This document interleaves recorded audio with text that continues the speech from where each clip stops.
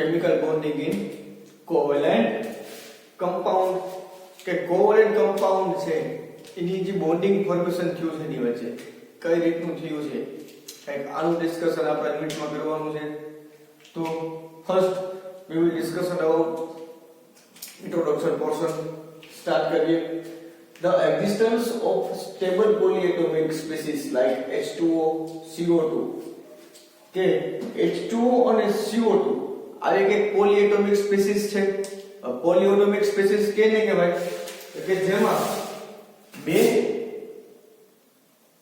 અથવા તો બે થી વધુ એટમ્સ નો ઇન્વોલ્વ થયેલું હોય ને એને શું કહેવાય પોલીએટોમિક સ્પીસીસ. આમાં કાર્બન અને ઓક્સિજન બે એટમ્સ નો ઉપયોગ થયેલો છે. આમાં કાર્બન અને ઓક્સિજન ના બે. તો આવા two or more than two atoms જેમાં ઇન્વોલ્વ થયા હોય અને એક સ્પીસીસ બનતી હોય સ્પીસીસ ને શું કહેવાય પોલીએટોમિક સ્પીસીસ. તો આમાં વાત શું કરી છે કે હાઇડ્રોજન ની અને કાર્બન એટલે કે વોટર અને કાર્બન ડાયોક્સાઇડ કંઈક આનું એક્ઝિસ્ટન્સ શું છે. તો એક્ઝિસ્ટ આપણે શું કહેવા માંગે છે the existence of stable polyatomic species like H2O and CO2 indicates that some type of attraction force holding atoms together. કે જે આ સ્ટેબલ સ્પીસીસ જોવા મળ્યું એનો મતલબ શું છે કે એની વચ્ચે કંઈક સમ કાઇન્ડ ઓફ એટ્રેક્શન લાગતું હશે અને આ સમ કાઇન્ડ ઓફ એટ્રેક્શન છે ને એના લીધે જ આ H2O ના મોલેક્યુલ એકબીજાને પકડી રાખે છે, હોલ્ડિંગ રાખે છે. એવું નથી ને કે હાઇડ્રોજન અહીંયા હોય ઓક્સિજન અહીંયા હોય પછી હાઇડ્રોજન અહીંયા હોય. ના એવું કઈ ન હોય. એવું આ તો પર્ટિક્યુલર એના વચ્ચે કંઈક ફોર્સ લાગતો હશે ને હાઇડ્રોજન અને આ ઓક્સિજન વચ્ચે એક આ રીતના હોલ્ડિંગ કરીને રાખતા હશે. ઇન શોર્ટ કે સમ ટાઈપ ઓફ એટ્રેક્શન લાગતો હશે આ બંને વચ્ચે અને આ એટ્રેક્શન લાગવાના લીધે એક આ સ્પીસીસ ક્રિએટ થઈ અને સ્પીસીસ સ્ટેબલ બની. આ સ્પીસીસ બની શું કામ? પહેલી વાત તો એ જાણવા ને કે હાઇડ્રોજન ઓક્સિજન પાસે ગયો શું કામ અથવા તો ઓક્સિજન હાઇડ્રોજન પાસે ગયો શું કામ? પહેલો પ્રશ્ન આપણને મનમાં આવે. આ બધા ડાઉટ ને આપણે ક્લિયર કરવાના છે આ ચેપ્ટરમાં. ને આ બધાની માનો કે કોઈ બી સ્પીસીસ ફોર્મ થાય છે તો એની ટેન્ડન્સી શું હોય તો કે natural tendency two gate minimum energy. દુનિયાનો કોઈ પણ કમ્પાઉન્ડ ફોર્મ થતો હોય, કોઈ પણ કોમ્પ્લેક્સ ફોર્મ થતો હોય કે કોઈ પણ સ્પીસીસ ફોર્મ થતી હોય એનો ફર્સ્ટ ટેન્ડન્સી શું હોય તો કે એની જે એનર્જી છે ને એનર્જી લોઅર રેન્જ રહેવી જોઈએ, એનર્જી ની મિનિમમ રહેવી જોઈએ. તો કે the energy of this species should be lower than separate fragment. હવે વાત કરતો હોય હાઇડ્રોજન ની તો આ વોટર ની ને તો વોટર માં ટોટલી જે એનર્જી હશે ને સપોઝ કે 1 એનર્જી છે એની તો એમાં હાઇડ્રોજન અને ઓક્સિજન આ બે ની જો હું સેપરેટ ફ્રેગમેન્ટ લઉં ને તો એ સેપરેટ ફ્રેગમેન્ટ કરતા એનર્જી કેવી હશે લોઅર હશે. અને લોઅર હશે એટલે જે કમ્પાઉન્ડ ફોર્મ થયો હશે ને દેખીતી વાત છે. નેચરલ ટેન્ડન્સી શું છે તો કે મિનિમમ એનર્જી કેવી રહેવી જોઈએ મિનિમમ. એવું ક્યારે ના બને કે સેપરેટ ફોર્મમાં એની એનર્જી હોય નથી ઓછી એનર્જી કેમાં બનતી હોય તો કઈ સ્પીસીસમાં એવું કોઈ દિવસ ના બને. તો એ સ્પીસીસ કેવી હોય અનસ્ટેબલ હોય, ક્યારે સ્ટેબલ સ્પીસીસ ના હોય. તો કે જે લોવરિંગ ઓફ એનર્જી છે this lowering of energy is responsible for bond formation. કઈક પ્રકારના બોન્ડ ફોર્મેશન થયા. એ બોન્ડ ફોર્મેશન માટે જે પણ કઈ રિસ્પોન્સિબલ ફેક્ટર છે ને ફેક્ટર શું છે લોવરિંગ ઓફ એનર્જી. હવે આ યુનિટમાં ઘણા બધા ડાઉટ્સ આવ્યા છે કે H2O કેમ પોસિબલ બન્યું, H3O અને H4O કેમ પોસિબલ ના બન્યું. એના આન્સર હોય ને કે ઓક્સિજન પાસે જોવા જઈએ તો વેકેન્ટ ઓર્બિટલ્સ ની એફિશિયન્સી છે એટલે H2O મોર સ્ટેબલ બનશે ને. પછી H2 છે એ કેમ સ્ટેબલ છે તો એ ખબર જ છે ને આપણને. આપણા હેલોજન છે ફ્લોરિન, ક્લોરિન, બ્રોમિન, આયોડિન, એસ્ટેટિન આ બધા ડાયપર ફોર્મમાં હોય અને ડાયપર ફોર્મ જેવી જ હાઇડ્રોજન પ્રોપર્ટીઝ ધરાવે છે. હાઇડ્રોજન ની વેલેન્સ ઇલેક્ટ્રોન કેટલા 1 આ હાઇડ્રોજન ભેગા થઈને શું બનાવે કોવલન્ટ બોન્ડ બનાવે અને H2 બોન્ડ ફોર્મેશન કરે સ્ટેબલ સ્પીસીસ બનવા માટે. હવે કાર્બન ડાયોક્સાઇડ છે લિનિયર આકારના છે. હવે જ્યારે કાર્બન ડાયોક્સાઇડ ની વાત કરતો હોય અને સેન્ટરમાં શું હોય કાર્બન એટમ. આ રીતે એક સ્પીસીસ બનતી હોય ને કે સેન્ટર એટમ પાસે એક પણ લોન પેર નથી અને તેનો શેપ કેવો છે લિનિયર શેપ છે. જ્યારે આપણે H2O ની વાત કરતા હોય ને ત્યારે ઓક્સિજન પાસે શું રહેલી છે નંબર ઓફ લોન પેર. આ લોન પેર નું રિપલ્શન સૌથી મેક્સિમમ હોય અને લોન પેર પુશ કરશે એટલે આ બોન્ડ ક્યાં જશે નીચેની તરફ. એટલે કે આ રીતનો એનો બેન્ડ શેપ હશે. બોન્ડ એનર્જી અને બોન્ડ એંગલ હું વાત કરતો હોય એનો બોન્ડ એંગલ કેટલો થાય 180. આનો લેસ ધેન 180. તો આ કેનો બોન્ડ એંગલ અને આની બોન્ડ એનર્જી. આ બોન્ડ તોડવા માટે માનો કે મારે x એનર્જી આપવી પડતી હોય તો આ બોન્ડ તોડવા માટે મારે માનો કે y એનર્જી રિક્વાયરમેન્ટ હોય. તો કઈક આવી માનો કે ક્વેરીઝ આમાં ક્રિએટ થઈને કે ભાઈ કેમિકલ બોન્ડિંગ શું કામ ફોર્મ થયા. તો lots of queries are solved in this unit કે ભાઈ બોન્ડ બન્યો શું કામ, બોન્ડ નું ફોર્મેશન થયું તો એનો શેપ કેવો હશે, એની બોન્ડ એંગલ કેવો હશે, એની બોન્ડ એનર્જી શું હશે અને કેટલા એના કોઓર્ડિનેશન નંબર હશે. આ this all thing of kind આ બધું જ આપણે આમાં સ્ટડી કરશું. તો પછી એક રિવાઇઝ કરી લઈએ કે શું કહેવા માંગે છે કે H2O અને CO2 બન્યા તો શું કામ બન્યા? just because lowering of energy. આટલો પોર્શન ક્રિએટ કમ્પ્લીટ થઈ ગયો ને આ શું કામ આવું થાય છે હવે સમજીએ. નેક્સ્ટ સપોઝ કે આપણે H2 ડાયટોમિક મોલેક્યુલ ની વાત કરતા હોય એના માટે મને એક ગ્રાફ આપેલો છે કે two hydrogen atom are approaching each other કે બે હાઇડ્રોજન ના એટમ છે ને એકબીજાની નજીક આવે છે. તો જો માનો કે હાઇડ્રોજન એક અહીંયા રહેલો છે અને એક હાઇડ્રોજન અહીંયા રહ્યો છે. સપોઝ કે આ બંને હાઇડ્રોજન એટમ એકબીજાની નજીક આવે છે. હાઇડ્રોજન એટમ પાસે શું રહેલું હોય તો કે 1s1 રહેલી હોય ને કંઈક આ રીતની. આની પાસે શું રહેલું હોય 1s ઓર્બિટલ સ્ફેરિકલ શેપમાં હોય. એક ઇલેક્ટ્રોન હશે, એક ઇલેક્ટ્રોન અહીંયા હશે. સો હાઇડ્રોજન એટમ્સ ની ઓર્બિટલ્સ છે એની પાસે has one electron અને ઇલેક્ટ્રોન 1 ઇલેક્ટ્રોન રહેલો છે. હવે એક કાઇન્ડ ઓફ એટ્રેક્શન લાગતું હશે ને બંને વચ્ચે. કોની વચ્ચે તો જો મિત્રો આ હાઇડ્રોજન ની s ઓર્બિટલ્સ છે. આ s ઓર્બિટલ્સ નો ઇલેક્ટ્રોન આ બીજા એક હાઇડ્રોજન છે, હાઇડ્રોજન ની s ઓર્બિટલ્સ નો ઇલેક્ટ્રોન. આ ન્યુક્લિયસ આ ઇલેક્ટ્રોન ઉપર તો બોન્ડ લગાડતો જશે પ્લસ આની પર પણ લાગતું હશે ને. પોઝિટિવ નેગેટિવ વચ્ચે એટ્રેક્શન લાગે. સેમ પોઝિટિવ નેગેટિવ વચ્ચે શું લાગે એટ્રેક્શન. એક આ પ્રકારના એટ્રેક્શન થી એકબીજાની નજીક આવશે. as a result both electron attract by both nuclei. both electron are attracted by both nuclei. આ એટ્રેક્શન થવાના લીધે બંને હાઇડ્રોજન એકબીજાની નજીક આવશે. this attraction pulls atom closer. એકબીજાની ક્લોઝર આવશે and overlap increase અને કે overlap છે overlap સ્ટાર્ટ થશે. થશે કેવું તો કે કંઈક આવું થશે ને.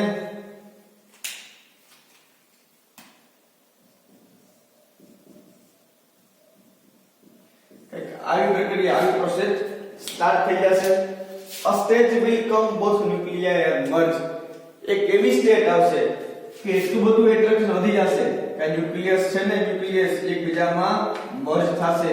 પણ મિત્રો કોઈ દિવસ થાય નહીં. શું કામ તો કે it is not happen. શું કામ? because repulsion પોઝિટિવ ચાર્જ જગ્યાએ રિપલ્શન હોય ને આ રિપલ્શન ના લીધે કોઈ એક ફાઇનાઇટ અંતર હોય કે માનો કે આટલું કોઈ પર્ટિક્યુલર અંતર છે કે આ અંતરથી વધુ નજીક ક્યારેય પણ કોઈ ન્યુક્લિયસ આવી ન શકે. શું કામ? because repulsion between same charge વચ્ચે શું લાગે repulsion. therefore any further movement of hydrogen atom towards each other result is હવે આખો કન્સેપ્ટ સમજીએ શું કહેવા માંગે છે. હવે માનો કે one type of attraction લાગ્યું. ઓકે સમજાઈ ગયું એટલું કે એટ્રેક્શન લાગવાનું તો એકબીજાની નજીક આવ્યા. હવે એટલા નજીક આવી ગયા. સપોઝ કે હાઇડ્રોજન ના બે એટમ છે. આ એટમ નો ન્યુક્લિયસ છે અને અહીંયા કંઈક ઓવરલેપિંગ થયું ને એટલું. હવે તો કે આ ફાઇનાઇટ ડિસ્ટન્સ છે ને આટલા ડિસ્ટન્સ થી વધુ નજીક નહીં આવી શકે. હવે ડિસ્ટન્સ માં કેવી સિસ્ટમ પહોંચી ગઈ. હવે ડિસ્ટન્સ ઉપર સિસ્ટમ રહેલી છે આપણે. હવે જો ફર્ધર મૂવમેન્ટ આપશે હાઇડ્રોજનના એટમ, આમ માનો કે આટલા અંતર આવી ગયા, ફિક્સ થઈ ગયું કે ભાઈ મેક્સિમમ આટલું નજીક આવી શકે. ઓકે, હવે જો કાઈ મૂવમેન્ટ આપી તો મૂવમેન્ટ જેવી આપશે ને એવી સિસ્ટમની એનર્જી ઇન્ક્રીઝ થશે. Therefore any further movement of hydrogen atom toward each other results in rise the energy of system. સો હવે છે ને આ હાઇડ્રોજનના એટમ એકદમ સ્ટેબલ થઈ જવા જોઈએ. જો હવે કંઈ પણ મૂવમેન્ટ આપી તો એ મૂવમેન્ટ આપવાથી સિસ્ટમ એનર્જી રાઇઝ થશે. હવે કોઈ પણ સિસ્ટમ હોય દુનિયાની, કોઈ બી સિસ્ટમ, હાઇડ્રોજન ની પોલીએટોમિક સિસ્ટમ હોય કે ચાહે કોઈ બી સિસ્ટમ હોય, સિસ્ટમનું ટેન્ડન્સી શું હોય તો કે all system are obtain to minimum energy. કે ભાઈ સિસ્ટમ શું કહેતી હોય કે ભાઈ મારી પાસે મિનિમમ એનર્જી છે. જો મારી પાસે મિનિમમ એનર્જી હશે તો હું સ્ટેબલ રહીશ. So any system are obtain to minimum energy. હવે જે મિનિમમ એનર્જી ઓબ્ટેન કરવાનું છે એ પોઈન્ટ એવો પોઈન્ટ છે કે જે મિનિમમ એનર્જી ઓબ્ટેન થઈ ગઈ પછી માનો કે કોઈ બી મારો મોલિક્યુલ્સ હોય ને તો મોલિક્યુલ્સ ની અંદર એટમ રહેલા હોય અને એટમ સતત આ રીતના કંઈક વાઇબ્રેટ આપતા હોય ને. હવે જે આ વાઇબ્રેટ આપે છે એના લીધે શું થાય કે કોઈ પર્ટિક્યુલર ડિસ્ટન્સ મારે ફાઇન્ડ કરવું હોય ને તો એ ડિસ્ટન્સ એનું ફાઇન્ડ ન કરી શકું. અને આ ડિસ્ટન્સ જે છે ને ડિસ્ટન્સ ને શું કહેવાય? ઇન્ટરન્યુક્લિયર ઇક્વિલિબ્રિયમ ડિસ્ટન્સ. આ જે અથવા એને જ કહેવાય બોન્ડ લેન્થ. આ જે ડિસ્ટન્સ છે ને આ ડિસ્ટન્સ ને શું કહેવાય? બોન્ડ લેન્થ અથવા તો શું કહેવાય? ઇન્ટરન્યુક્લિયર ઇક્વિલિબ્રિયમ ડિસ્ટન્સ. હવે મોલેક્યુલ માં એટમ્સ રહેલા હશે ને એટમ્સ શું કરતા હશે? વાઇબ્રેટ કરતા હશે ને. તો એ વાઇબ્રેટ કરતા એટમ્સ ની વચ્ચે જે આપણે ઇન્ટરનું ડિસ્ટન્સ માપ્યું ને એ ડિસ્ટન્સ એક ઇમેજનરી વેલ્યુ છે, થોડીક મળી આવતી વેલ્યુ છે પ્રેક્ટિકલ વેલ્યુ ને. અને જે આ ડિસ્ટન્સ છે ને આ જે માનો કે મારો ગ્રાફ છે કે જેમાં નીચેની ઓર્ડર છે સ્ટેબિલિટી નો ઓર્ડર છે અને ઉપરનો ઓર્ડર છે એ એનર્જી નો ઓર્ડર છે. જેમ જેમ હાઇડ્રોજનના એટમ્સ નજીક આવશે એમ એમ એની એનર્જી ઘટતી જશે અને એની સ્ટેબિલિટી ઇન્ક્રીઝ થશે. એક પોઈન્ટ એવો આવશે કે જ્યાં મેક્સિમમ નજીક આવી ગયા. એ પોઈન્ટને શું કહેવાય? RE. એને કહેવાય bond length. A bond length છે ને હવે જો નજીક લાવી સિસ્ટમમાં હાઇડ્રોજનના મોલેક્યુલ્સ ને તો શું થશે? એની સિસ્ટમ એનર્જી ઇન્ક્રીઝ થશે ને. તો ગ્રાફ આપણને આવી એક વાત કરે છે કે જેમ જેમ હાઇડ્રોજનના મોલેક્યુલ્સ, સપોઝ કે આ બે મોલેક્યુલ છે એકબીજાથી ઇન્ફાઇનાઇટ અંતરે હતા, જેમ જેમ નજીક આવ્યા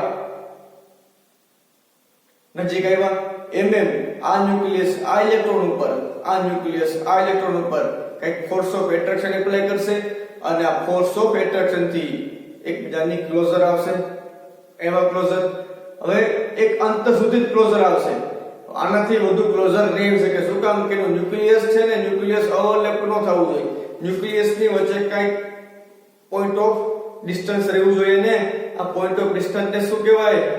બોન્ડ લેન્થ.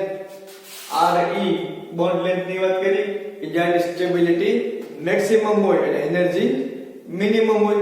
તો આવી કંઈક વાત કરી ઇન્ટ્રોડક્શન પોર્શન ની કે કઈ રીતના bond energy bond length find થતી હોય છે.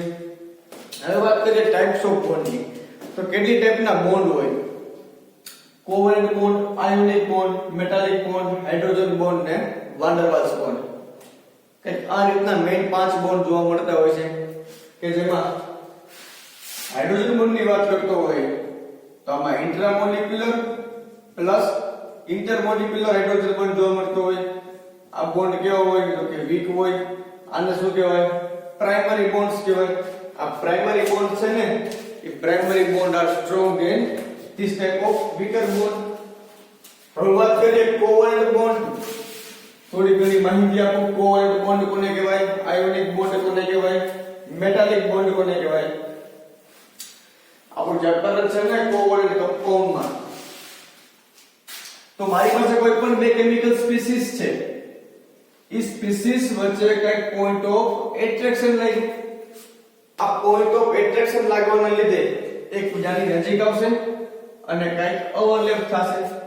આ ઓવરલેપ થયું ને ઓવરલેપિંગ ઓફ ઓર્બિટલ્સ એને જ કહેવાય કોવેલેન્ટ બોન્ડ. ઓર્બિટલ ઓવરલેપિંગ થવું.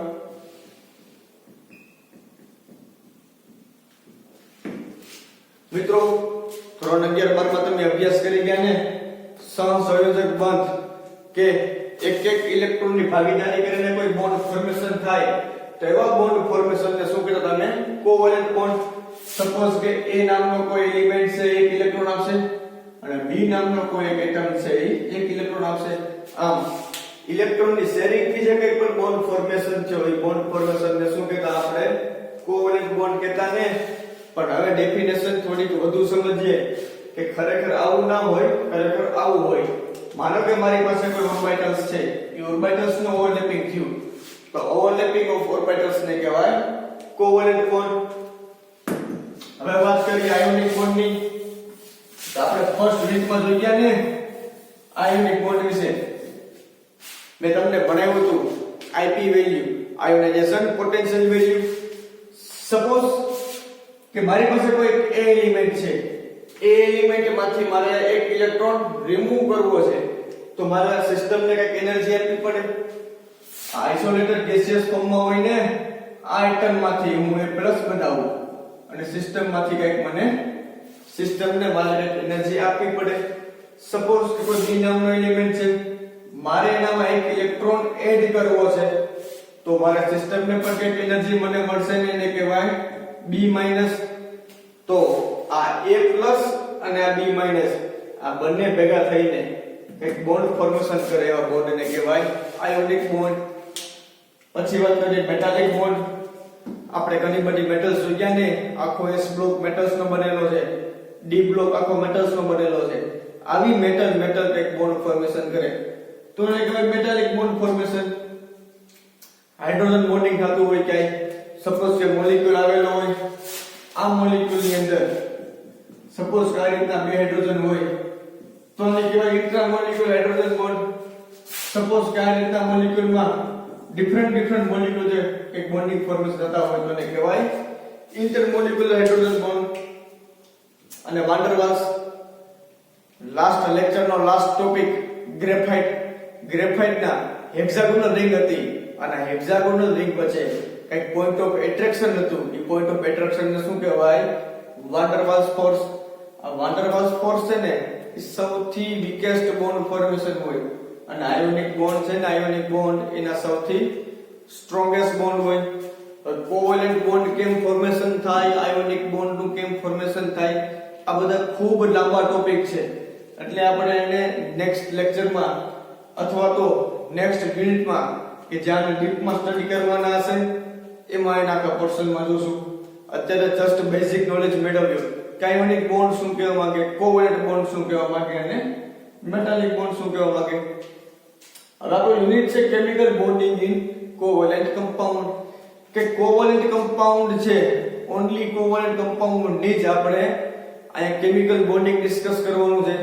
તો કોવેલેન્ટ બોન્ડિંગમાં સૌથી પહેલા આપણે જોશું VBT વેલેન્સ બોન્ડ થિયરી, ત્યારબાદ વેસ્પર જોશું વેલેન્સ શેલ ઇલેક્ટ્રોન રિપલ્શન પેર થિયરી, ત્યારબાદ જોશું આપણે મોલેક્યુલર ઓર્બિટલ્સ થિયરી. તો વન બાય વન આપણે ટોપિક વાઇઝ આ યુનિટને સ્ટાર્ટ કરીએ. વેલેન્સ બોન્ડ થિયરી VBT આપણે શું કહેવા માંગે છે એની પહેલા આપણે થોડો ઇન્ટ્રોડક્શન પોર્શન જોઈ લઈએ કે VBT પહેલા શું હતું, ક્યાં કોન્સેપ્ટ અવેલેબલ હતા. તો કે before Discovery of electron it is difficult to understand the nature of chemical bonding. કે કોઈ કેમિકલ કમ્પાઉન્ડ છે એ કમ્પાઉન્ડ ની અંદર કયા પ્રકારનું કેમિકલ બોન્ડિંગ થયેલું છે એ જાણવું ખૂબ જ ડિફિકલ્ટ હતું. શું કામ કે સમયમાં ડિસ્કવરી નહોતી થઈ કોની, ઇલેક્ટ્રોનની શોધ નહોતી થઈ. હવે ડિસ્કવરી તો થઈ ઇલેક્ટ્રોનની તો આપણને ખબર કેમ પડે કે આ કેમિકલ બોન્ડ ફોર્મ થયો છે, કેમિકલ બોન્ડમાં કેટલા ઇલેક્ટ્રોન પાર્ટિસિપેટ થયા છે, क्या एटम्स ना कितने इलेक्ट्रॉन છે. So it is difficult to identify the nature of chemical bond. ક્યારે before discovery of electron. હવે ઇલેક્ટ્રોનની ડિસ્કવરી નહોતી થઈ ત્યારે કયા એલિમેન્ટ્સ કયા શેપ કે જીઓમેટ્રી ફાઇન્ડ હતી એના ડિસ્કશન કરીએ. The idea of valence exists as early as 1852. કે વેલેન્સ જેવું હોય કંઈક એક્ઝિસ્ટ કરતું હોય, કોઈ બી આમ કમ્પાઉન્ડ છે કે એલિમેન્ટ છે કે એટમ છે, એટમ્સ પાસે કંઈક વેલેન્સ સેલ હોય, બાહ્યતમ કક્ષા હોય, આવો કંઈક આઈડિયા ડેવલપ થઈ ગયો 1852 માં. ત્યારબાદ after a short period molecular geometry are exist, કે પર્ટિક્યુલર કોઈ મોલેક્યુલ હોય એની જીઓમેટ્રીનો આપણને ખ્યાલ આવ્યો.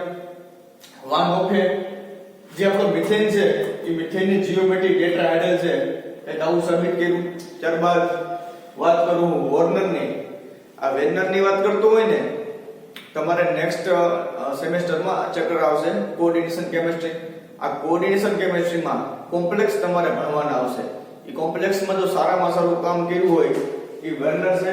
વર્નરની થિયરી આવશે આખી, અને વર્નરે સ્ટીરિયોકેમિસ્ટ્રી ઓફ કોમ્પ્લેક્સ, કોમ્પ્લેક્સની કંઈક સ્ટીરિયોકેમિસ્ટ્રી વિશે વાત કરી. આ વાત ક્યારે કરી ખબર ને મિત્રો? ઇલેક્ટ્રોનની શોધ નહોતી થઈ ઈ પહેલા, even before the discovery of electron, ઇલેક્ટ્રોનની શોધ થઈ એ પહેલા independent existence of ion was proposed by Arrhenius. Acid base concept તમે ભણી ગયા છો ને 11 12 માં, એમાં આર્હેનિયસ એસિડ બેઝ આવે કે જલીય દ્રાવણમાં H+ આયન આપે તો એને એસિડ કહેવાય, અને જલીય દ્રાવણમાં OH- આયન આપે તો એને બેઝ કહેવાય. સો આવો ઇન્ડિપેન્ડન્ટ આયન્સ નો જે કન્સેપ્ટ હતો ને, એ કન્સેપ્ટ પ્રપોઝ કોને કર્યો? આર્હેનિયસ. અને આ જે તમામ કન્સેપ્ટ આવ્યા ને એ ડિસ્કવરી ઓફ ઇલેક્ટ્રોન ની પહેલા હતા. વન ઓફ સ્ટ્રક્ચર આપ્યું મિથેનનું, વર્નરે સ્ટીરિયોકેમિસ્ટ્રી આપી, અને આર્હેનિયસે ઇન્ડિપેન્ડન્ટ આયન્સ ની એક્ઝિસ્ટન્સ આપ્યું અને વેલેન્સ નો ખ્યાલ આવ્યો. આ તમામ શોધ છે ને ઇલેક્ટ્રોન ડિસ્કવરી થઈ એ પહેલા થઈ ગઈ હતી.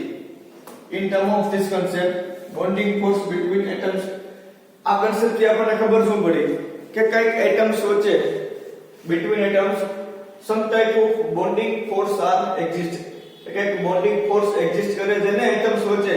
તો આવી કઈક વાત થઈ આ કન્સેપ્ટની. હવે 1960 માં જીએન લુઈસે શું થિયરી આપી? Theory of valence. કે માનો કે કાર્બન એટમ છે તો કાર્બન પાસે 4 વેલેન્સ ઇલેક્ટ્રોન છે, તો કઈક આવી વેલેન્સ ની થિયરી આપી કોને? લુઈસે. ઓક્સિજન પાસે કેટલા ઇલેક્ટ્રોન હોય? ટોટલ નંબર ઓફ ઇલેક્ટ્રોન તો કે 5 હોય ને. તો આવી કઈક વાત કરી આ રીતના. તો આવી કઈક વાત કરી કોને? કાર્બન, નાઇટ્રોજન,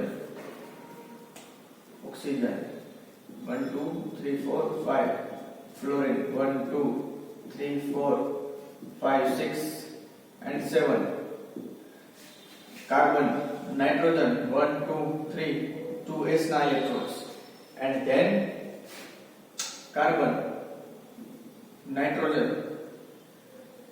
કાર્બન પાસે 2p માં 2s માં. તો એક આ રીતના લુઈસ ડોટ સ્ટ્રક્ચર બનાવ્યા કે જેમાં આ વેલેન્સ સેલ છે, અને આ વેલેન્સ સેલ ની અંદર મેક્સિમમ કેટલા ઇલેક્ટ્રોન ફિલઅપ થયેલા હોય? તો કે 8 ઇલેક્ટ્રોન ફિલઅપ થયેલા હોય ને. તો આવો કઈક કન્સેપ્ટ નો ખ્યાલ આપ્યો કોને? લુઈસે. લુઈસના કન્સેપ્ટ બાદ 1926 માં પાઉલિંગ અને સ્લેટરે શું ઇન્ટ્રોડ્યુસ કર્યું? Wave equation. આપણે ભણી ગયા ને વેવ ઇક્વેશન કે ઇલેક્ટ્રોન છે એ વેવ પ્લસ પાર્ટિકલ આમ બોથ ફોર્મમાં એક્ઝિસ્ટ કરતો હશે. એમાંનું જે વેવ ઇક્વેશન આપ્યું પાઉલિંગ ને સ્લેટરે એ 1926 માં પ્રપોઝ કર્યું. ત્યારબાદ VBT કે જે આપણી વેલેન્સ બોન્ડ થિયરી છે, VBT is advanced by Heitler and London. તેમાં VBT concept valence bond theory નો કન્સેપ્ટ કોને આપ્યો? હિટલર ને લંડન ને. ત્યારે આને ઇલેક્ટ્રોન પેર ઇફેક્ટ અથવા તો ઇલેક્ટ્રોન પેર થિયરી, આ કન્સેપ્ટ ને ઇલેક્ટ્રોન પેર થિયરી પણ કહેવાય છે. આ કન્સેપ્ટ એવો ક્યાંથી? તો કે Schrodinger equation and approximation method of wave mechanics. એક વેવ મિકેનિક્સ નો કન્સેપ્ટ છે અને કન્સેપ્ટ ઉપરથી આપણો આખો કન્સેપ્ટ છે VBT વાળો, એ VBT વાળો બેઝ કરે. અને આ જે VBT એડવાન્સ કરીને હિટલર અને લંડને એ VBT નો ખ્યાલ ખરેખર કોને આપ્યો? પાઉલિંગ અને સ્લેટરે. આ VBT સમજો કે માનો કે 1927 માં પ્રપોઝ થઈ હતી, પણ 1931 માં ડેવલપ કરીને પાઉલિંગ અને સ્લેટરે અમુક રૂલ્સ એન્ડ રેગ્યુલેશન માં ફેરફાર કર્યો અને 1931 માં એડવાન્સ VBT આપણને પ્રપોઝ કરી. તો આવી કઈક હિસ્ટ્રી વાત થઈ ને કે ભાઈ ઇલેક્ટ્રોનની શોધ નહોતી થઈ. ઈ પહેલા શું હતું તો કે ઈ પહેલા વર્નર કરીને એક સાયન્ટિસ્ટ આવ્યા કે જેને આપણને કોમ્પ્લેક્સની સ્ટીરિયોકેમિસ્ટ્રી સમજાવી. ત્યારબાદ વાન ઓફ આપણને કીધું કે મિથેન છે એ મિથેનનો કંઈક પર્ટિક્યુલર શેપ છે કે ટેટ્રાહાઇડ્રલ શેપ છે. તો આપણને ખબર પડી કે કોઈ બી કેમિકલની કંઈક પર્ટિક્યુલર જીઓમેટ્રી હોય. તો જીઓમેટ્રીનો ખ્યાલ આવ્યો. ત્યારબાદ સ્ટીરિયોકેમિસ્ટ્રી પરથી શું ખબર પડી કે એની કંઈક સ્ટીરિયોકેમિસ્ટ્રી હોય પર્ટિક્યુલર. ત્યારબાદ આરએનએસ શું કીધું કે ભાઈ આયન્સ છે, આયન્સ કોઈ પર્ટિક્યુલર ઇન્ડિપેન્ડન્ટ ફોર્મમાં એક્ઝિસ્ટ કરે છે. તો આ તમામ વસ્તુ પરથી આપણને ખબર પડી કે કોઈ બી બે એટમ્સ હશે, એટમ વચ્ચે કંઈક પોઈન્ટ ઓફ એટ્રેક્શન હશે. ત્યારબાદ લુઈસ આવ્યો. લુઈસે કીધું કે કંઈક આ રીતની વેલેન્સ સેલની લુઈસ ડોટ સ્ટ્રક્ચર બનતા હોય છે. ત્યારબાદ પૌલિંગ એન્ડ સ્લેટર વેવિપ્રેશન આપ્યું. અને તમામ કન્સેપ્ટ ઉપરથી હિટલર અને લંડને શું કીધું કે એક વેલેન્સ બોન્ડ થિયોરી ડેવલપ કરી કે જેને ઇલેક્ટ્રોન પેર થિયોરી કહેવાય. અને આ જે વેલેન્સ બોન્ડ થિયોરી છે ને એ વેલેન્સ બોન્ડ થિયોરીને આ પૌલિંગ અને સ્લેટરે 1931 માં વધુ ડેવલપ કરી. તો કંઈક આવી વાત કરીને હવે જોઈએ કે વેલેન્સ બોન્ડ થિયોરી છે. વેલેન્સ બોન્ડ થિયોરી આ થિયોરી આપણને શું કહેવા માંગે છે તો કે કોવેલેન્ટ બોન્ડ. આ કોવેલેન્ટ બોન્ડને સમજાવવા માટે બીબીટી, વેસ્પર એન્ડ એમઓ આટલા બધા કન્સેપ્ટનો ઉપયોગ કર્યો ખાલી એક કોવેલેન્ટ બોન્ડને સમજાવવા માટે. શું કામ તો કે જે આપણી આ કેમિસ્ટ્રી છે ને એ કેમિસ્ટ્રીમાં more than 90% bond is covalent bond. કે જેટલા બી કેમિકલ કમ્પાઉન્ડ એક્ઝિસ્ટ કરે છે એમાંના 90% કમ્પાઉન્ડ કેવા છે તો કે કોવેલેન્ટ બોન્ડ નેચરના છે. આવા કોવેલેન્ટ બોન્ડને સમજાવવા માટે વીબીટી, વેસ્પર અને મોલેક્યુલર ઓર્બિટલ્સ આવી કંઈક થિયોરીને એસ્ટાબ્લિશ કરવામાં આવી હતી. વન બાય વન તમામ થિયોરીની આપણે સમજવાની છે. સ્ટાર્ટ કરીએ વીબીટી. વીબીટી આપણને શું કહેવા માંગે છે આપણે જોઈ ગયા ને એની હિસ્ટ્રી. હવે થિયોરીને સ્ટાર્ટ કરીએ. The atom participating in the bond formation should have symmetric valence orbital with similar energy. First point શું કહેવા માંગે છે the atom participating in bond formation. Suppose કે કોઈ two atom આ બે એટમ માનો કે બોન્ડ ફોર્મેશન માં પાર્ટિસિપેટ થવા જઈ રહ્યા છે તો should have symmetric valence orbitals. જો આની વેલેન્સ ઓર્બિટલ 1s હોય ને તો આની વેલેન્સ ઓર્બિટલ પણ 1s જ હોવી જોઈએ. જો 1s નો હોય તો એની સિમિલર એનર્જી વાળી કઈક સેમ એનર્જી વાળી ઓર્બિટલ રાખવાની ને. ઇન શોર્ટ કે આની કઈક વેલેન્સ ઓર્બિટલ્સ હોય ને એક એટમની એવી જ વેલેન્સ ઓર્બિટલ સામે બીજા એટમ્સ ની હોવી જોઈએ. અથવા તો જે વેલેન્સ ઓર્બિટલ્સ છે એ વેલેન્સ ઓર્બિટલ્સ ની એનર્જી છે એ એનર્જીને સિમિલર એનર્જી વાળી કોઈ બીજી વેલેન્સ ઓર્બિટલ્સ હોવી જોઈએ. તો પહેલો પોઈન્ટ આપણને શું કહેવા માંગે છે the atoms participating in the bond formation should have symmetric valence orbital with similar energy. માનો કે એટમ A છે એટમ A અને એટમ B આ બંને એટમ ની વાત કરતો હોય. જો એટમ A પાસે વાત અહીંયા શબ્દ શું આપ્યો છે સિમેટ્રિક વેલેન્સ ઓર્બિટલ હોવી જોઈએ ને. જો આની પાસે s ઓર્બિટલ હોય તો આની પાસે પણ કેવી ઓર્બિટલ હોવી જોઈએ s. કારણ કે s નો શેપ કેવો હોય સ્ફિયરિકલ. આવો સ્ફિયરિકલ શેપ નો એટમ્સ ત્યારે સ્ફિયરિકલ શેપ બાઇન્ડ થાય ને ઓવરલેપ થાય ને ત્યારે એની વચ્ચે મેક્સિમમ ઓવરલેપ જોવા મળે. જ્યારે સ્ફિયરિકલ અને આ માનો કે p ઓર્બિટલ્સ હોય તો આવો કોઈ ડમ્બેલ શેપ આરે બાઇન્ડ થાય તો થોડું ઓછું ઓવરલેપ જોવા મળતું હોય. બટ પહેલો ટોપિક આપણને શું કહેવા માંગે છે કે ભાઈ બે એટમ ને મારે બાઇન્ડ કરવા છે. માનો કે કોઈ ઇન્ફાઇનાઇટ અંતર રહેલા છે, ઇન્ફાઇનાઇટ અંતરથી એકબીજાની નજીક લાવવું અને એની વચ્ચે કંઈક પોઈન્ટ ઓફ એટ્રેક્શન ક્રિએટ કરવું છે તો એનામાં શું હોવું જોઈએ એક તો સિમેટ્રિક વેલેન્સ શેલ ઓર્બિટલ્સ હોવી જોઈએ અને એ સિમિલર એનર્જીની હોવી જોઈએ. સેકન્ડ પોઈન્ટ શું કહેવા માંગે છે કે valence shell orbital of each atom undergoing bond formation must possess oppositely spin unpair electron. આ કન્સેપ્ટ શું કહેવા માંગે છે માનો કે કોઈ બે એલિમેન્ટ છે A અને B આ બંને એલિમેન્ટ પાસે સપોઝ કે s ઓર્બિટલ્સ છે, આ s એની શું છે વેલેન્સ શેલ ઓર્બિટલ્સ છે ને s, તો જો valence shell orbital of each atom, આ ઈચ એટમ ની વેલેન્સ શેલ ઓર્બિટલ અહીંયા રહી, એમાં શું હોવું જોઈએ તો undergoing bond formation must possess oppositely spin unpaired electron. આ ટોપિક કેવું કહેવા માંગે છે, જો મારે a અને b વચ્ચે કંઈક બોન્ડ ફોર્મેશન કરવો હશે ને, તો સપોઝ કે આની પાસે ઇલેક્ટ્રોન હોય ક્લોકવાઇઝ, તો આની પાસે કેવો હોવો જોઈએ એન્ટી ક્લોકવાઇઝ, આને ક્લોકવાઇઝ કહેવાય, આને એન્ટી ક્લોકવાઇઝ કહેવાય. શું કામ તો કે સ્પીડ કઈ રીતના આપતો હોય ક્લોકવાઇઝ, અને આ એન્ટી ક્લોકવાઇઝ રોટેશન આપતો હોય. સો આ ઇલેક્ટ્રોન કેવો છે ક્લોકવાઇઝ, તો બીજા એટમ્સ નો ઇલેક્ટ્રોન કેવો હોવો જોઈએ anti clockwise. In short A second topic શું કહેવા માંગે છે કે orbital must be half field, કે હાફ ફિલ્ડ માં ઓર્બિટલ હોય.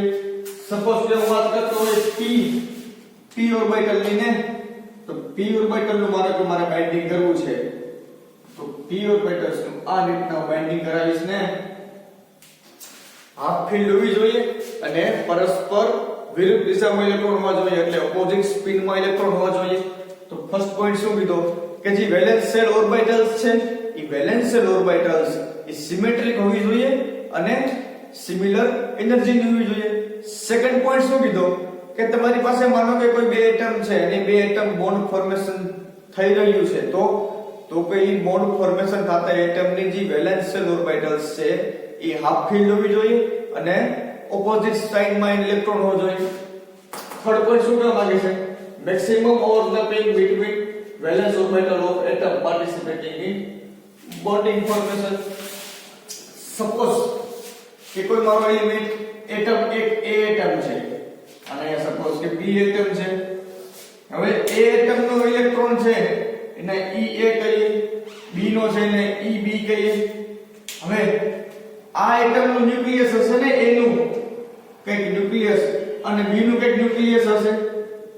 આ બંને વચ્ચે શું હોય એટ્રેક્શન હોય ને, અને આ ન્યુક્લિયસ અને આ ન્યુક્લિયસ સપોઝ કે કોઈ ઇન્ફાઇનાઇટ અંતરે છે અને આ કઈ પ્રકારનું એની વચ્ચે શું લાગ્યું, આ નેગેટિવ ચાર્જ હોય, આ પોઝિટિવ ચાર્જ હોય, નેગેટિવ પોઝિટિવ વચ્ચે શું થાય એટ્રેક્શન થાય ને.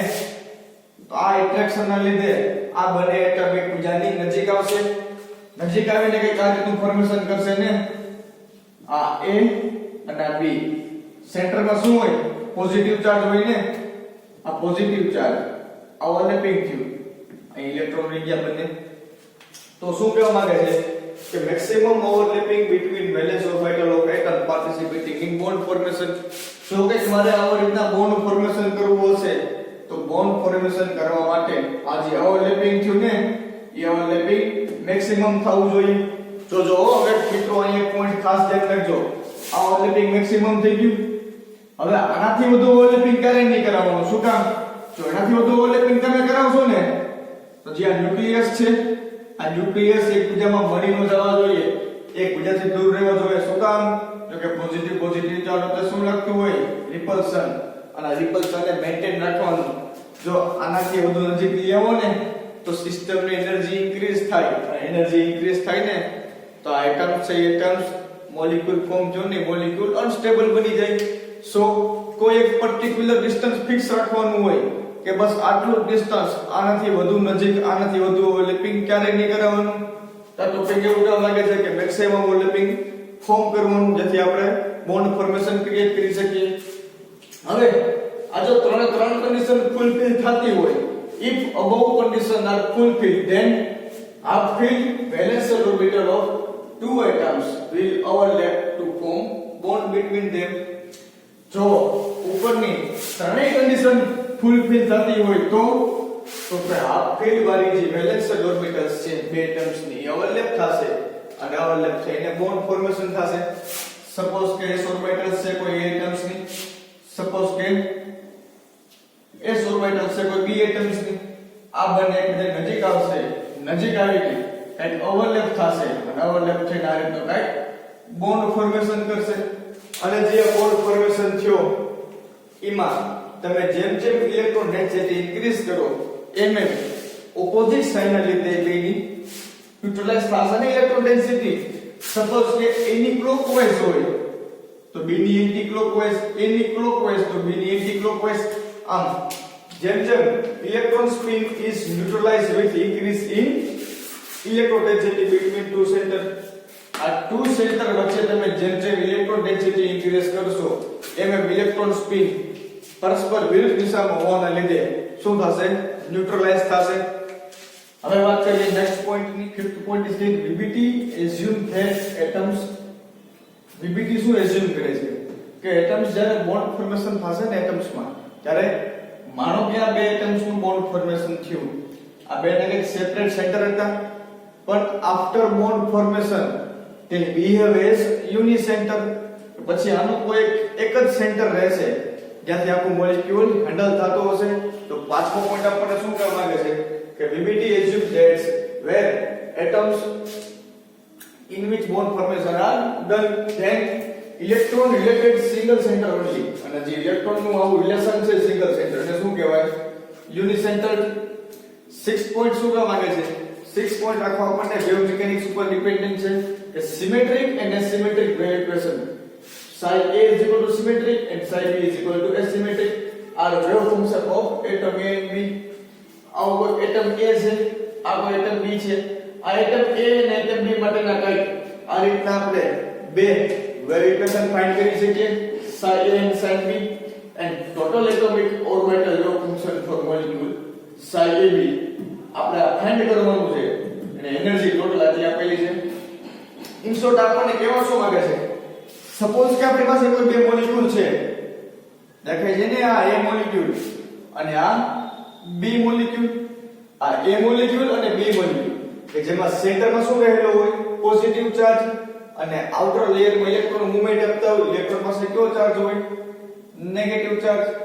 તો આ પોર્શન આપણને શું કહેવા માંગે છે? જો જ્યારે આ બંને કોઈ અલગ અલગ અંતરે હતા, એટલે કે એકબીજાથી દૂર છે, ત્યારે આ બંનેની વચ્ચે કઈ પોઈન્ટ ઓફ એટ્રેક્શન લાગ્યું ને, આ સેન્ટરનો પોઝિટિવ ચાર્જ અને આઉટર લેયરનો નેગેટિવ ચાર્જ. પોઝિટિવ નેગેટિવ છે કે પ્રકારનું એટ્રેક્શન લાગ્યું, દેખાય છે એટ્રેક્શન. સેમ આમાં શું થશે? પોઝિટિવ અને નેગેટિવ વચ્ચે એટ્રેક્શન. આટલું સમજાઈ ગયું? તો જો પછી આ સેન્ટર અને ઇલેક્ટ્રોન એ બંને વચ્ચે શું હશે? એટ્રેક્શન જોઈને તો ટોટલ 4 નેટને એટ્રેક્શન લાગતું હશે. આ ઇલેક્ટ્રોન ને બંને સેન્ટરનું અને આ ઇલેક્ટ્રોન ને બંને સેન્ટરનું એ ફિક્સ થઈ ગયું. પછી માનો કે આ ઇલેક્ટ્રોન અને આ ઇલેક્ટ્રોન છે, આ ઇલેક્ટ્રોન વચ્ચે શું લાગશે? રિપલ્શન ને, અને આ ન્યુક્લિયસ ની વચ્ચે શું લાગશે? રિપલ્શન. સો કઈક આ પ્રકારના એટ્રેક્શન લાગતા હશે અને કઈક આવા રિપલ્શન લાગતા હશે. આમ એટ્રેક્શન અને રિપલ્શન જ્યારે બંને ઇક્વલ થઈ જાય ને, ત્યારે કઈક આવી કન્ડિશન ફોર્મ થાય અને ત્યારે શું બનતું હોય છે? બોન્ડ ફોર્મેશન થતું હોય છે. આ જે બોન્ડ ફોર્મેશન થયું એને શું કહેવાય? બોન્ડ લેન્થ કહેવાય, અથવા તો બોન્ડ ફોર્મેશન કહેવાય, અથવા તો એક ટોપિક પેલા જોઈ ગયા ને આપણે, ઇન્ટરન્યુક્લિયર ડિસ્ટન્સ, અથવા એને જ કહેવાય ઇક્વિલિબ્રિયમ ડિસ્ટન્સ. તો કઈક આવી વાત કરી કે મારી પાસે માનો કે બે ડિફરન્ટ એટમ છે, તો એની વચ્ચે પોઈન્ટ ઓફ એટ્રેક્શન કેવું લાગતું હશે એ વાત કરીને હવે થોડીક આપણે જોઈ લઈએ મેથેમેટિકલ ટર્મિનોલોજી.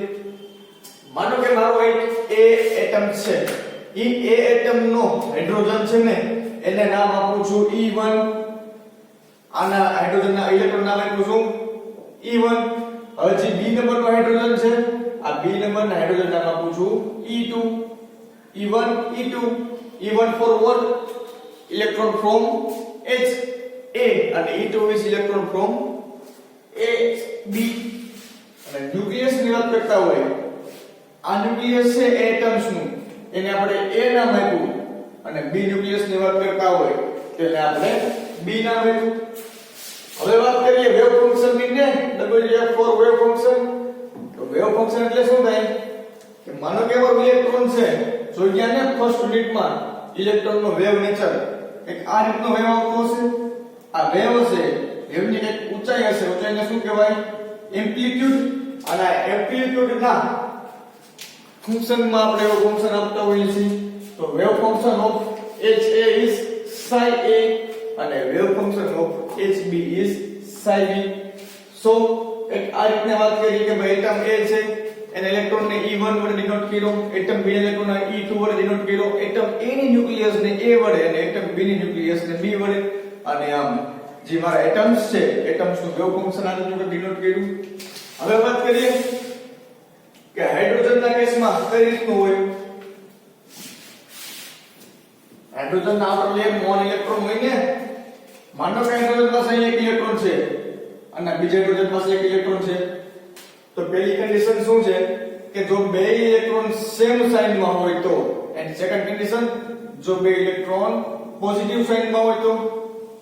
જો બે ઇલેક્ટ્રોન સેમ સાઇન માં હશે ને તો ઇલેક્ટ્રોન નું રિપલ્શન છે ને ન્યુટ્રલાઇઝ નહીં થાય, રિપલ્શન વધશે. જો રિપલ્શન વધશે તો એનર્જી ઇન્ક્રીઝ થશે, અને જો ગમે સિસ્ટમ ની જ્યારે એનર્જી ઇન્ક્રીઝ થાય ને ત્યારે હંમેશા એની સ્ટેબિલિટી ડિક્રીઝ થતી હોય. સેકન્ડ વન માં વન હાઇડ્રોજન છે HA ની માનો કે ક્લોકવાઇઝ સ્પિન છે અને HB ની માનો કે એન્ટી ક્લોકવાઇઝ સ્પિન છે. આ ક્લોકવાઇઝ અને એન્ટી ક્લોકવાઇઝ આ બંને શું થશે, ન્યુટ્રલાઇઝ થઈ જશે, એટલે રિપલ્શન સિસ્ટમ નું ઘટી જશે. તો સિસ્ટમ નું રિપલ્શન ઘટશે તો સિસ્ટમ ની એનર્જી ઘટશે, અને સિસ્ટમ ની એનર્જી ઘટશે ને તો સ્ટેબિલિટી ઇન્ક્રીઝ થશે. આવો કંઈક આપણે ગ્રાફ દ્વારા સમજીએ. સપોઝ કે મારો કોઈ એટમ A છે અને મારો કોઈ એટમ B છે. આ બંને એટમ્સ થોડાક દૂર અંતરે રહેલા હતા ને પર્ટિક્યુલર ડિસ્ટન્સ ઉપર, અને આ બંનેની વચ્ચે કોઈ પોઈન્ટ ઓફ એટ્રેક્શન સ્ટાર્ટ થાય અને કંઈક આ રીતનો બોન્ડ ફોર્મ થશે.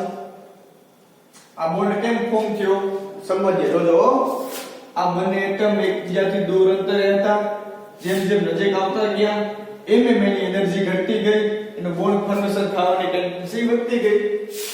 નજીક આવ્યો એક પોઈન્ટ એવો આવ્યો અહીંયા કે આ પોઈન્ટે મારું એટ્રેક્શન અને રિપલ્શન બે શું થઈ ગયું, ઇક્વલ થઈ ગયું, અને એટ્રેક્શન અને રિપલ્શન ઇક્વલ થાય એટલે શું થયું કે બોન્ડ ફોર્મેશન થયું.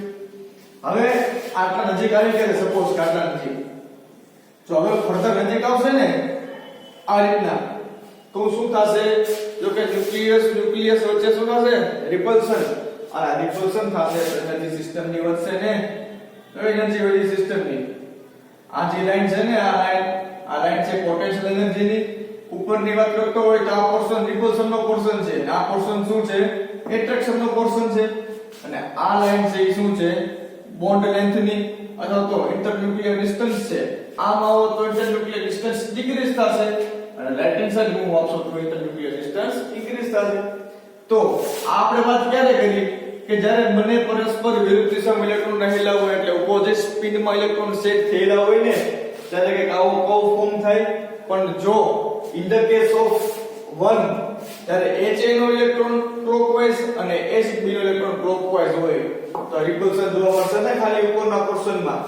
તો જેમ જેમ એટમ એકબીજા નજીક આવશે એમ રિપલ્શન ઇન્ક્રીઝ થશે અને બોન્ડ ફોર્મેશન નહીં થાય ને. શું કામ? due to same sign of electron. જો આ same sign of electron છે તો એને કહેવાય asymmetric, અને જો opposite side માં હોય તો એને કહેવાય symmetric. Here psi A is equal to symmetric and psi B is equal to asymmetric, અને psi B પણ કહી શકાય ને. તો psi A for what? Psi A for symmetric and psi B for asymmetric. Now હવે આપણે જોઈએ કે ડિસ્કશન કરીએ આના વેવ ઇક્વેશન વિશે. So start the discussion about wave equation, કે વેવ ફંક્શન્સ ની ને. તો આવો તો આપણે જોઈ ગયા. આ ક્યારે હતો તો કે બે ઓપોઝિટ સાઇન માં હતા ત્યારે, અને આ કહો ક્યારે તો કે જ્યારે બે સેમ સાઇન માં હતા ત્યારે. સપોઝ કે આપણે વાત કરતા હોય કેસ 1 ની કે જેમાં HA છે, HA આ રીતનો HA અને આ રીતનો HB. HA E1 ઇલેક્ટ્રોન ને એટ્રેક્ટ કરતો છે, જ્યારે HB છે E2 ને એટ્રેક્ટ કરતો હશે. અને આપણે આમાં વાત કરીએ ત્યારે આપણો HA છે એ HB ને ઇલેક્ટ્રોન એટ્રેક્શન કરતો હશે, અને HB છે H1 ને ઇલેક્ટ્રોન એટ્રેક્શન કરતો હશે. સો HA ઇલેક્ટ્રોન ઓફ HA અને HB electron of HB. HA electron of HB, HB electron of HA. તો કે આ રીતના બે કેસ જોવા મળ્યા. આ બંને કેસ માટે જો મારે એનું વેવ ફંક્શન લખવું હોય તો psi ફર્સ્ટ કેસ માટે psi first is equal to psi a into 1 into psi b into 2 અને સેકન્ડ કેસ માટે psi a into 2 and sin b into 1 તો કઈક આ રીતના મને two type of wave function જોવા મળ્યા હવે મારે ટોટલ વેવ ફંક્શન ફાઇન્ડ કરવું હોય હાઇડ્રોજન માટેનું તો આ બંનેનું સમેશન કરવું ને પણ જ્યારે આ બંનેનું મિક્સ કરીશ ને ત્યારે કોઈ મારે એક મિક્સિંગ કોએફિશિયન્ટ ની રિક્વાયરમેન્ટ હશે તો here C1 and C2 is equal to mixing coefficient હવે આ psi 1 ની અને psi 2 ની વેલ્યુ છે આ વેલ્યુને પુટ ડાઉન કરીશ આ ઇક્વેશનમાં તો મને કે આવું ઇક્વેશન ફોર્મ થશે C1 into the value of psi A plus C2 into value of psi B હવે જ્યારે આપણે હાઇડ્રોજન ની વાત કરતા હોય ને ત્યારે હાઇડ્રોજન ના કેસમાં C1 ની વેલ્યુ થાય plus or minus C2 suppose કે C1 is equal to 1 હોય તો C2 is equal to plus or minus 1 suppose કે C1 is equal to x હોય તો C2 is equal to plus or minus x suppose કે C1 ની value અહીં આપણે 1 લઈએ છીએ તો C2 ની વેલ્યુ શું થાય તો કે પ્લસ 1 પણ થાય અને માઈનસ 1 પણ થાય સો C1 ની વેલ્યુ પ્લસ 1 અહીં પુટ કરું તો C1 is equal to 1 તો આ પુટ અહીં value same to same C2 ની પોઝિટિવ ની સાઈન પોઝિટિવ સાઈન તો કે આ મને ફંક્શન મળશે આ ફંક્શન કોના માટે મળશે સિમેટ્રિક માટે મળશે ને તો જો તો આ સિમેટ્રિક માટેનું વેવ ફંક્શન છે અને જો હું C1 ની વેલ્યુ C2 માટે -1 રાખીશ -1 તો C1 +1 C2 =-1 તો અહીંયા નિશાની કેવી આવશે માઈનસ ની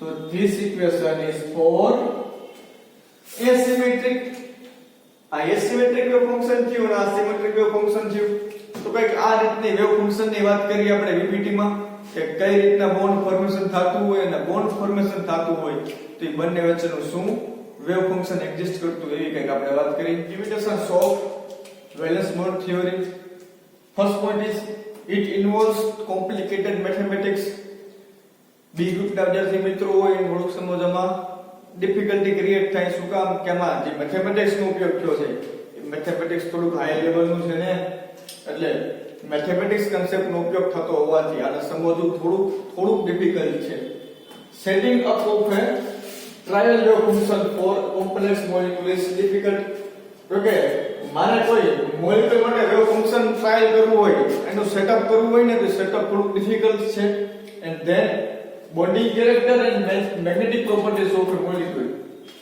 કે બે એટમ્સ વચ્ચેના બોન્ડિંગ કેરેક્ટર કેવા છે અને એની મેગ્નેટિક પ્રોપર્ટીઝ કેવી છે મેગ્નેટિક પ્રોપર્ટીઝ નો ખ્યાલ આપણે VPT ઉપરથી નો મેળવી શકીએ જેવી કે ઓક્સિજન નું ડાયામેગ્નેટિક નેચર છે એ આપણે VPT ઉપરથી ક્યારેય પ્રૂવ ન કરી શકીએ પછી VPT ની વાત કરતો હોય તો VPT ઉપરથી કલર કમ્પાઉન્ડ નો ખ્યાલ ન આવે કે ભાઈ કેમ કમ્પાઉન્ડ કલર જનરેટ કરે છે તો VPT સમજાવી ન શકે પછી અમુક જે જીઓમેટ્રીઝ છે ને એ જીઓમેટ્રીઝ પણ VPT કોઈ દિવસ સમજાવી ન શકે આપણને પછી માનો કે બોન્ડિંગ ફોર્મેશન જો છે સપોઝ કે મિથેન ફોર્મ જો છે તો મિથેન ના ચારેય બોન્ડ છે એ ચારેય બોન્ડમાં કઈ ઓર્બિટલ ઇન્વોલ્વ થઈ છે એનો શેપ કેવો છે આનો કોઈ પર્ટિક્યુલર ખ્યાલ VPT આપણને ન આપી શકે ને સો એક આ પ્રકારની લિમિટેશન છે કે એમાં ડિફિકલ્ટ મેથેમેટિક્સ નો યુઝ થયેલો છે મારે કોઈ મોલેક્યુલ માટે જો વેવ ફંક્શન ને સેટઅપ કરવું હશે તો સેટઅપ કરવું ડિફિકલ્ટ છે